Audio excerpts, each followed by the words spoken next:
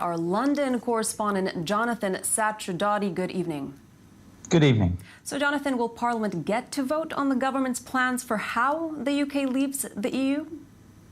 Well, that's the important thing that's being discussed now in the High Court, because the government had not planned to let Parliament have a vote on this, and they planned to use something called the royal prerogative, which is a leftover from when Britain was actually ruled by its monarchy. That says that the monarch, or in this case, the government, who now have the responsibility, can make certain decisions without the approval of Parliament. And it's usually used in issues of foreign policy. So the government is arguing that this is one such issue, and that after the referendum showing that the British people wish to leave the EU, they can use royal prerogative in order to leave the EU without putting this to a vote in Parliament. However, they have been taken to court by a businesswoman who wishes to argue otherwise. And this really could change the face of Brexit if it does go through the courts and if the government is defeated in this particular case. Do you expect there will be a further debate before Article 50 is triggered?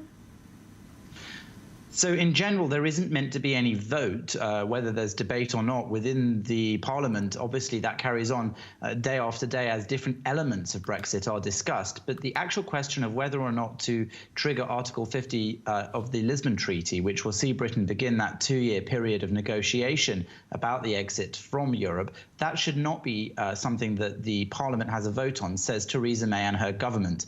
This case, of course, will decide whether or not that's to happen. And if, of course, they do win and Theresa May is forced to put this to a parliamentary vote, we could then see the very peculiar situation that the government will take this to the European courts, and we'll see the British government in the European courts arguing for the right to leave the European Union without the say of the British Parliament. A very peculiar state of affairs, you could say.